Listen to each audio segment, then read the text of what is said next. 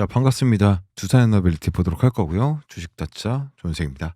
현재 65,800원에 3.95% 정도 상승하는 모습을 보여주고 있는데요. 장중 5.6%까지 상승을 해줬다가 지금 준수한 모습의 흐름을 보여주고 있고, 프로그램 매수세가 지금 60만 주 가까이 이상 들어와 주면서 지금 11선을 지켜주고 있는 또 준수한 흐름을 보여주고 있습니다. 자, 그러면서 뭡니까? 지금 개인은 일부 지금 하락에 대한 공포감에 매도 처리가 좀 나오고 있고, 그 물량을 외인과 기관, 금투, 투신이, 연기금과 사모펀드가 다 받아내고 있는 상황입니다. 자, 그렇기 때문에 지금 절대 매도를 해서는 안 되는 구간이다라고 좀 말씀을 드리겠고, 1차 파동은 아직 끝나지 않았다. 그 이유에 대해서 영상에서 명확하게 좀 말씀을 드릴 거고요. 지금 전 세계에서 원전을 수출할 수 있는 국가가 딱 세 군데밖에 없어요. 한국과 미국이 양강이 주도하는 그런 원전 시대가 열리지 않겠냐. 그리고 미국의 파트너가 한국이죠, 사실상. 전 세계가 다 원하고 있기 때문에 투자 에너빌리티뿐만 아니라 워낙 또 시공도 잘해주고 있으니까요. 쉽게 꺾일 이슈가 아니다. 이 원전은요. 트렌드 자체는 계속 몇 년간 이어질 것으로 보여지고 있고요. 제일 큰 주도주라고 보는 게 일단 두산 에너빌리티와 땡땡땡과 땡땡땡땡 종목이 될 것이다. 이 영상에서 이 종목이 어떤 종목인지도 다 말씀을 드릴 거니까 끝까지 영상 보셔가지고 이 종목까지 확인하시길 바라겠고요. 두앱의 주주님들 다 같이 부자 되길 바라는 이 마음의 힘을 담아서 구독과 좋아요 한 번씩 눌러주시고요. 댓글에다가 이 주가 한번 영차 하면서 상승하길 바라는 마음에서 영차라고 한 번씩 남겨주시길 바라겠습니다.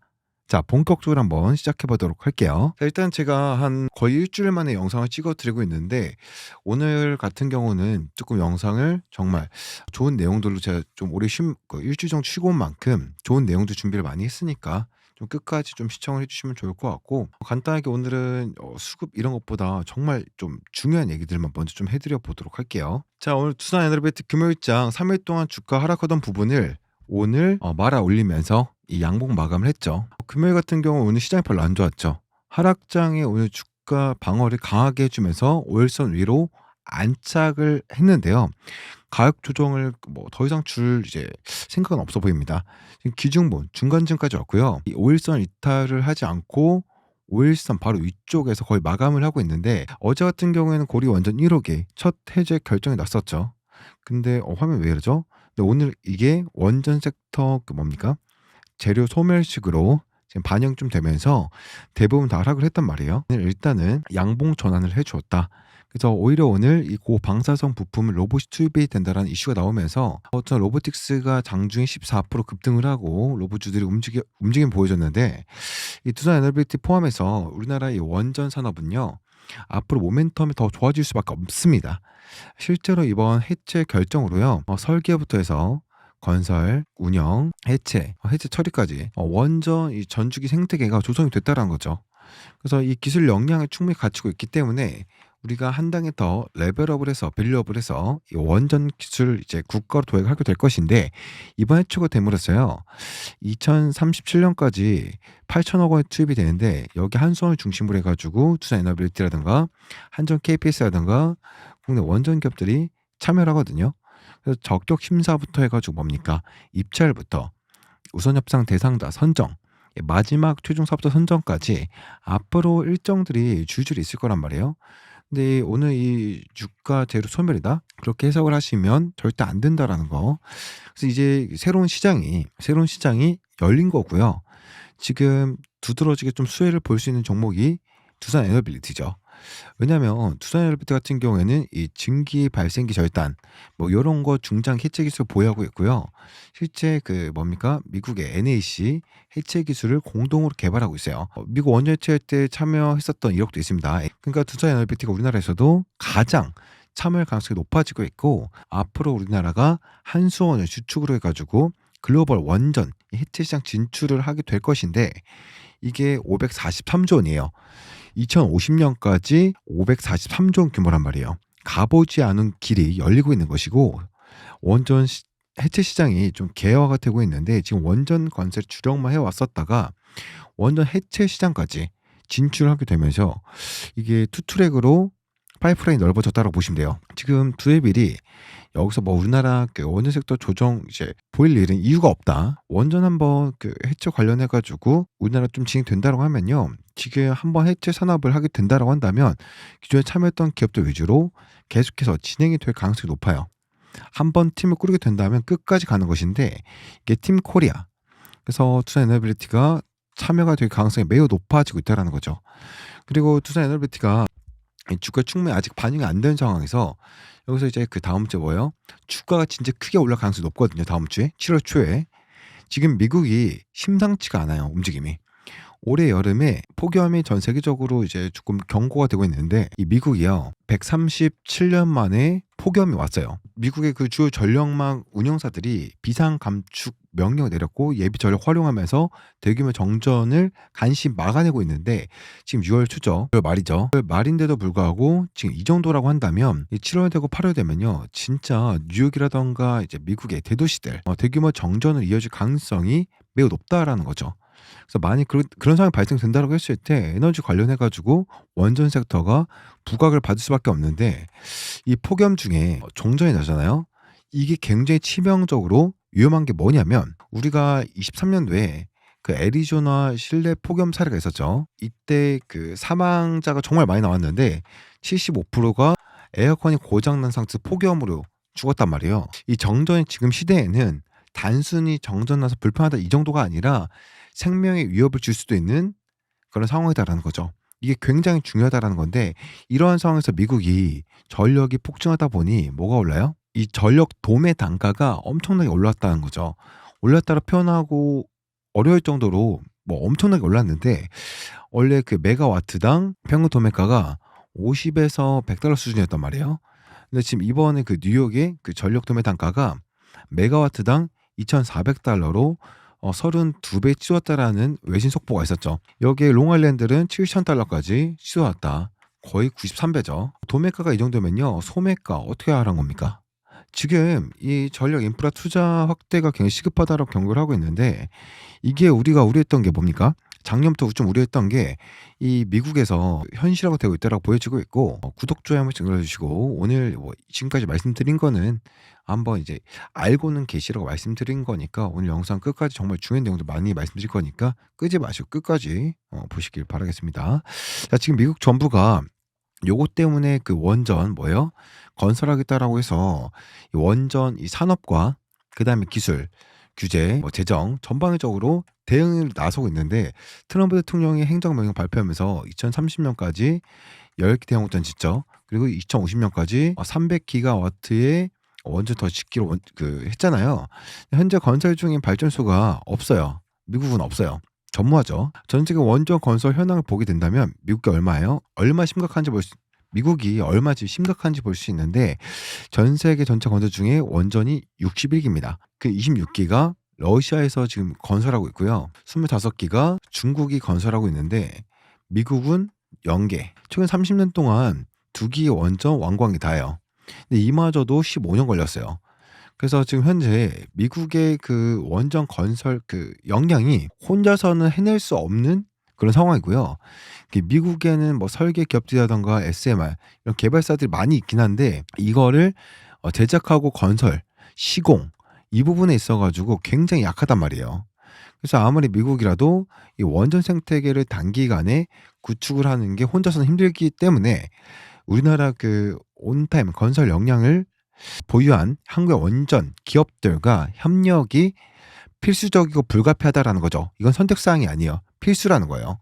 그래서 우리나라랑 동맹을 맺고 있는 거고요. 이 원전 관련해서 이제 뭡니까? 어떤 식으로 가야 되냐면 원전주 보실 때 그 대형 원전이랑 그 SMR 원전을 모두 아우를 수 있는지 거기다가 우리나라 한국과 미국까지 이 시장에 진출하는 데 있어서 가능한지 요 여부가 굉장히 중요한데 요걸 다 충족하는 게 바로 두산 에너빌리티라는 거죠. 더 나아가서 유럽과 중동, 아시아 거기다가 가스터빈까지 지금 이러한 부분들까지 나아가서 두산 에너빌리티가 그야말로 뭡니까? 초특급 수혜를 받고 있는데 이 대형 원전도 그렇고요. SMR도 그렇고 터빈도 그렇고요. 이게 굉장히 고부가치 산업이란 말이에요. 최근에 우리나라 그 조선사들이 그 신주가가 엄청나게 올라가면서 그야말로 떼돈을 벌고 있는데 높아졌죠. 근데 지금 이 공급자 우위 시장이 원전에서 형성되고 있기 때문에 이쪽으로 영업이익이 많이 올라갈 거란 말이에요. 근데 지금 전망이 원전 SMR 가스터빈 매출이 본격적으로 25년부터 26년, 27년 증가를 하는데 28년이 되면요 매출 비중이 24%까지 늘어난다라고 이제 했어요. 이렇게 전망을 하고 있죠. 대형 원전 SMR 가스터빈 64%까지 29년이 되면요 이게 78% 올라간다는 거예요. 그 30년이 됐잖아요. 이때는 90%까지 추정을 한다. 그러니까 돈 잘 버는 세 가지 사업이 지금 2030년이 되면 90%까지 매출 비중을 차지한다라는 거예요. 엄청난 겁니다. 서빌리티는 지금 미국에서 뭡니까? 돈 잘 벌고 유럽에서 돈 잘 벌고 글로벌적으로 지금 잘 나가고 돈을 많이 이제 잘 벌고 영업이익이 빵빵 터지고 있는데 이 앞선 사례에서 요렇게 뭐예요? 돈을 잘 벌었던 뭐가 있었습니까? 좀 예를 들 게 삼양식품이죠. 그 삼양식품 같은 경우에는요. 이 불닭볶음면으로 미국에서 지금 대박이 났죠. 유럽도 마찬가지고. 그러면서 지금 공장을 2배 이상 늘리고 증설하고 있는데 이 미국에서 삼양의 그 불닭볶음면이 미국에서 공장 찍어내는 대로 팔리고 있단 말이에요. 그러다 보니까 이 숫자 영업이익이 엄청나게 세게 나왔죠. 그래서 이 점상 가기도 했었는데 이 점상 갔을 때가 이미 조단이었었단 말이에요. 그러고 나서 지금 136만 7천 원까지 이 점상 갔었을 때 보시면은 이 구간이죠. 점으로 갔던 이 구간 점상 가면서 이때부터 뭡니까? 숫자가 찍히면서 시작이 된 건데 이때 당시 주가가 44만 6천 원, 44만 원 정도였는데 이때 점상을 가고 시적 발표가 나왔었거든요. 숫자로 증명을 하니까 그 뒤로 어떻게 돼요? 136만 원까지 몇 배가 왔어요? 3배에서 4배 갔잖아요. 여기서도 주가가 급등을 하고 승승장구할 수 있었던 그런 배경이 바로 실적이었단 말이에요. 지금 투자 에너빌리티가 올해 하반기부터 그 영업이익도 점점 늘어나면서 미국형 수주부터 해서 앞으로 더 매출이 늘어날 걸로 보여지고 있는데 특히 이 SMR 쪽 시장이요. 특히 생각보다 빠르게 성장하고 있어요. 그래서 이게 투자 에너빌리티 굉장히 긍정적으로 요인으로 작용을 할 것인데 파워가 미국에서 에너지 승인 6월에 엄청 빨리 받았죠. 그리고 협력사 S에너지가 또 내년 중에 건설화가 마무리가 될 거란 말이에요. 거기다가 지금 빅테크들의 SMR 투자가요 엄청나게 확대가 되고 있죠. 자, 그러고 그 대형 원전 이 발전 용량을 SMR이 이제 역전을 하는 시기가 도래할 텐데 그런 부분이 있어가지고 투자 에너비티가 엄청난 수혜를 가져갈 것이다. 그래서 이번에 미국의 대형 원전 10기 착공하는데 웨스팅하우스가 이거 진행하거든요. 근데 원자로 이 주기기 관련해서 투산 에너비티가 납품할 걸로 전망을 하고 있고요. 아마 투산 에너비티는 요번에 그 시장 기대를 뛰어넘는 수준의 주가 흐름이 아마 나올 걸로 보여지고 있단 말이에요. 왜냐하면 그 체코 원전 이제 계산 한번 해보십시오. 사업비가 지금 체코 원전 2기가와트 2기를 짓고 있는데 24조 원에서 26조 원 정도가 발생을 했죠. 그러면 1기가와트당 12에서 13조 정도 이제 건설 비용 든다라고 볼 수 있는데 미국에서만 300기가와트에 대한 이제 부분을 짓겠다라고 했죠. 12조에서 13조 곱하면 얼마예요? 3,600조에서 3,900조 사이가 되겠네요. 그래서 이 정도의 돈이 미국에서 뭡니까? 원전 사업으로 투입된다라는 거예요. 여기서 3,600에서 3,900조인데 여기서 전체 프로젝트 비용 이 정도로 간다면 여기서 두산 에너빌리티가 지금 주기기 공급을 하는 데 있어서 비중이 20%에서 30% 정도를 가져가요. 그러면 1,080 1,000조에서 1,200조 정도가 두해 비례 몫이 될 수 있다고 단순히 계산할 수 있겠죠. 지금 시가총액이 얼마예요? 42조예요. 두해 비례 지금 시가총액이 42조밖에 안 된다는 거예요. 그래서 지금 미국만 봤을 때 이 정도 수준이고요. 여기다가 유럽, 중동, 아시아 궤도까지 포함을 하게 된다면 전 세계적으로 시장에서 들어간 돈이 원전의 경단위로 그 이상으로 넘어갈 것으로 보여지고 있고 원전 한번 지으면 50에서 이제 60년 운용을 해야 되는데 여기다 유지보수 계속 해야겠죠. 마지막 해체 시장까지 우리나라도 하고 있죠. 그래서 지금 원전 건설부터 해서 유지보수 50년, 60년 해야 되고 해제 처리까지 이것까지 지금 모멘텀이 더 붙는다는 겁니다. 근데 이게 아직 주가에 반영이 충분히 다 안 됐다. 1차 파동은 나왔지만 추가적으로 피날레 상승이 아직 안 나온 상황에서 주가가 조정을 보이면 뭡니까? 우리가 매수의 기회로 활용하셔야 되고요. 이런 과정에서 어디까지 좀 끌고 가셔야 되는지 이러한 부분을 좀 의미 있게 수익 벌시려면 아셔야 되는 게 이미 투자 에너비티 오래전부터 그 뭡니까? 준비를 다 했던 거고요. 그러한 부분들을 이 외국인 투자자들이 잘 알고 있기 때문에 지금 투자 에너비티 뭡니까? 계속해서 매수를 하고 있는 거고요. 이 고점에서. 오늘도 외인과 기관들이 계속 매수를 했죠. 개인을 이제 매도를 했는데 외인과 기관, 금투, 연기금, 사모펀드, 투신 계속 사들이고 있는 이유 이것만 이해하시면 된다라는 거예요.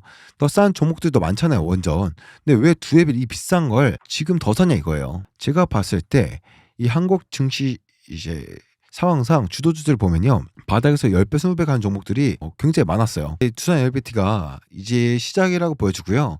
이 바닥에서 이제 3배 정도 올라왔기 때문에 앞에 있는 매물대 소화를 하고 이제 1파동 나왔죠. 그리고 조정.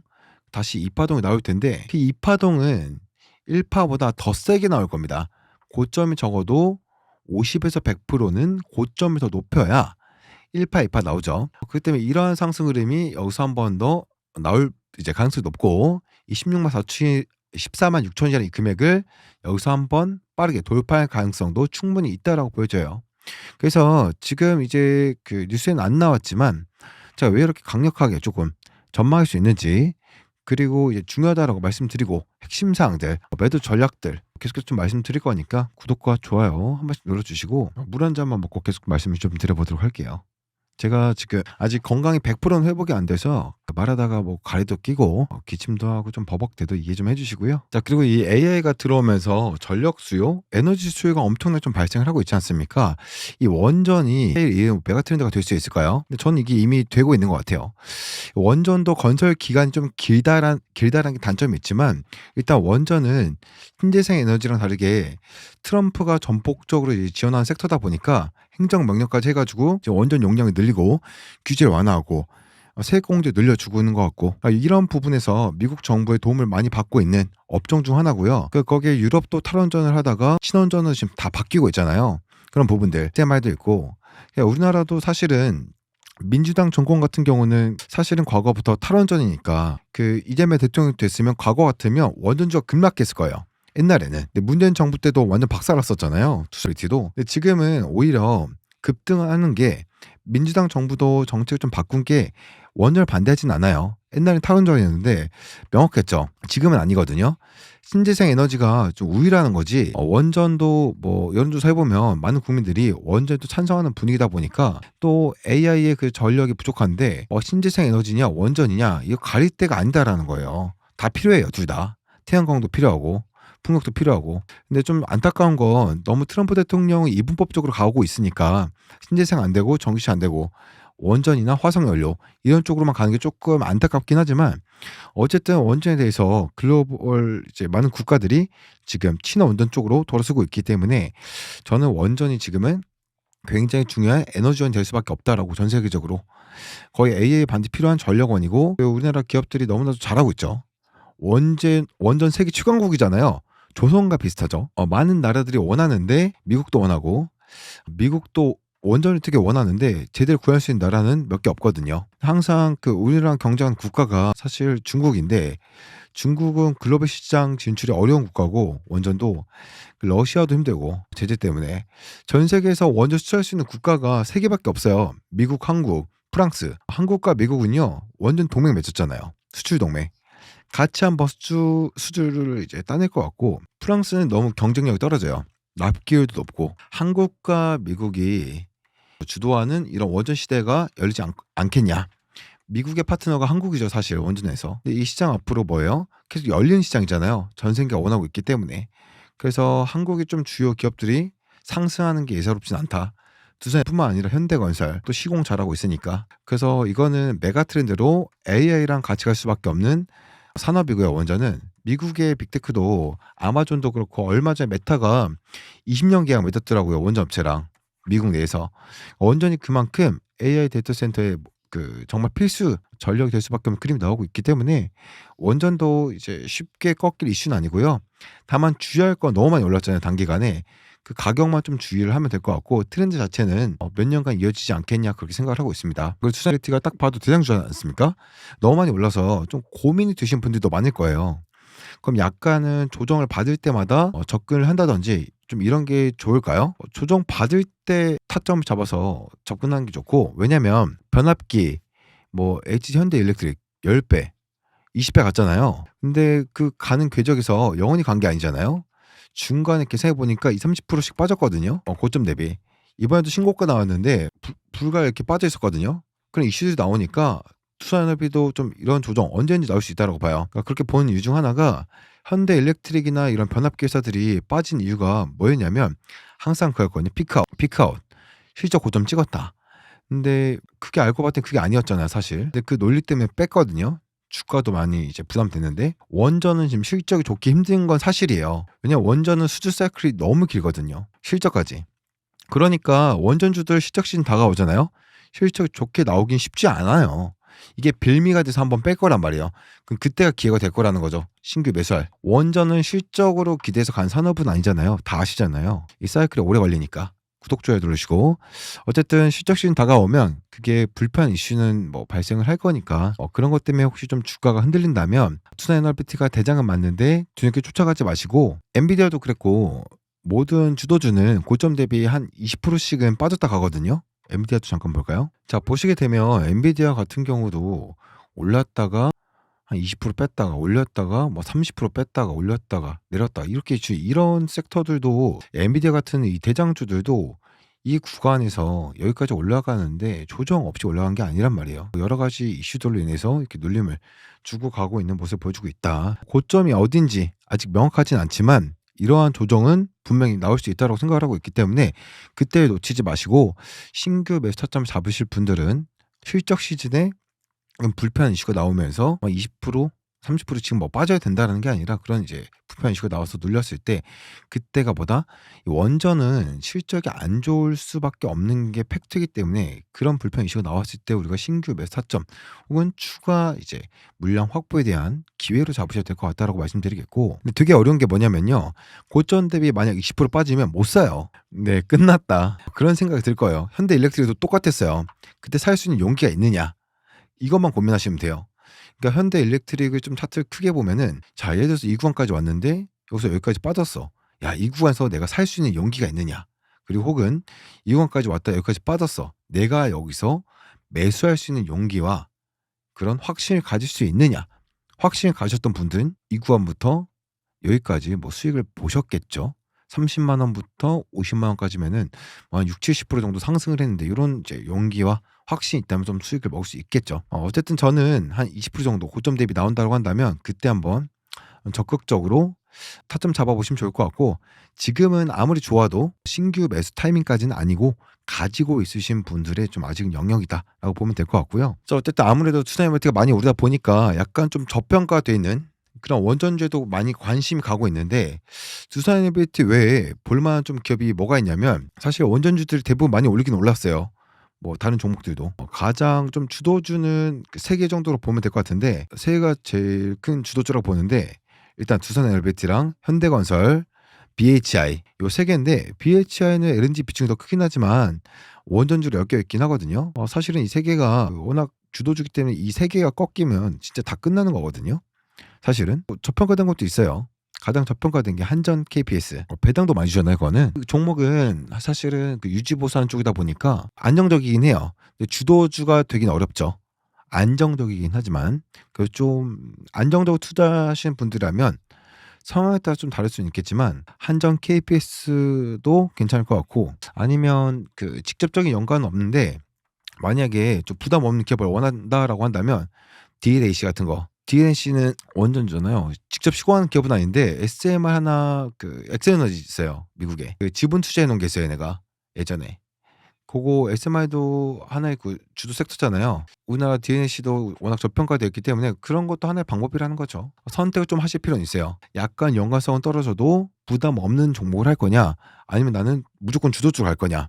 원전 주도주로 가는 게 맞다고 저도 생각을 하는데 가격이 비싸니까요. 그래서 뭐 주도주로 하실 분들은 저평가 종목으로 이제 눈 돌리지 마시고 현대건설, 두산 BHI 요거 3개 종목 정도만 보시면 될 것 같고 그리고 이제 실적 시즌쯤 왔을 때 불편한 이슈로 또 한번 눌러버릴 때 그때 한 20% 정도 이상 빠지면 그때 적극적으로 좀 다가가시면 될 것 같고 난 좀 부담된다라고 하시면 두에빌이나 뭐 BHI나 뭐 현대건설 요거 빼고 나머지 조금 이제 저평가된 종목들로 진입을 하신 것도 나쁘지 않겠다라고 좀 말씀드리겠고 한점 뭐 KPS 같은 뭐 배당도 좋고 안정적인 종목들이죠. 그래서 각자 성향에 맞게 조금 결정하시는 게 좋을 것 같아요. 그리고 일단 로봇 종목에 대해서 좀 말씀드릴 건데 최근에 그 사우디 빈살만 왕세자 앞에서 테슬라 휴머노이드 로봇이 춤을 춰 가지고 상당히 이슈가 됐었고 중국에서도 이제 마라톤 그 대회도 하고 로봇 격투기 대회도 하고 휴머노이드 로봇 시장이 본격적으로 이제 성장을 하고 있는데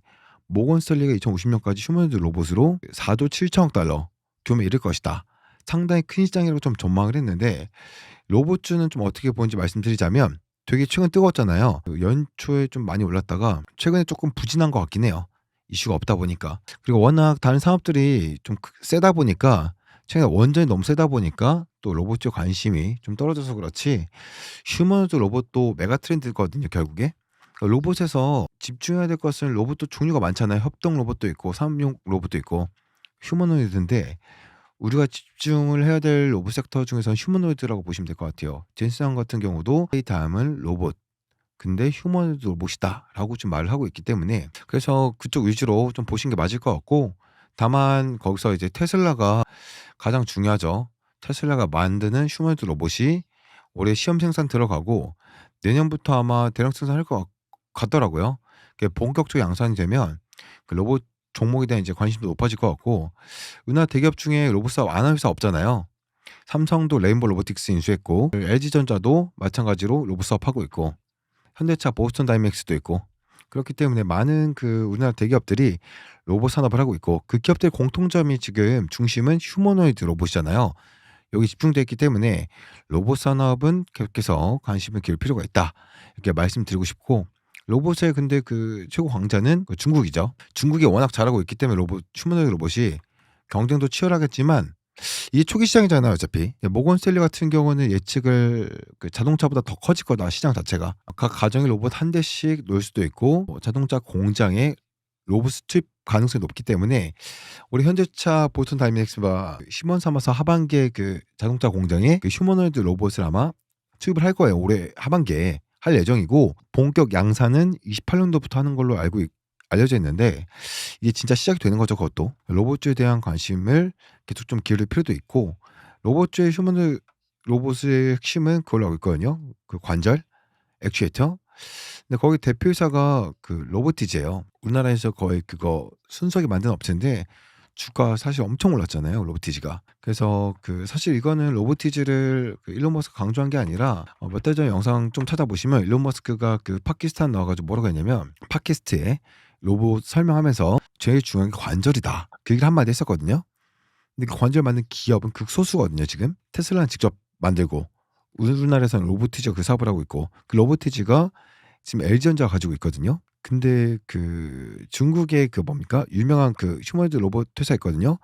거기에도 로보티즈가 공급을 한다는 게 알려지면서 주가가 급등을 했던 거죠. 그래서 앞으로도 결국 제일 중요한 건 휴머노이드 로봇은 원가에 가장 중요한 게 그 관절 액추에이터이기 때문에 그쪽에 대해서 계속해서 좀 관심을 기울일 필요가 있을 것 같고 또 로봇에서 볼 게 그 자율주행하면 그 뭡니까? 테슬라 자동차 카메라만 가지고 하잖아요. 근데 그 웨이머 그 레이더를 달고 하잖아요. 너무 크긴 하지만 그 로봇에도 레이더 센서가 장착된다라고 하더라고요.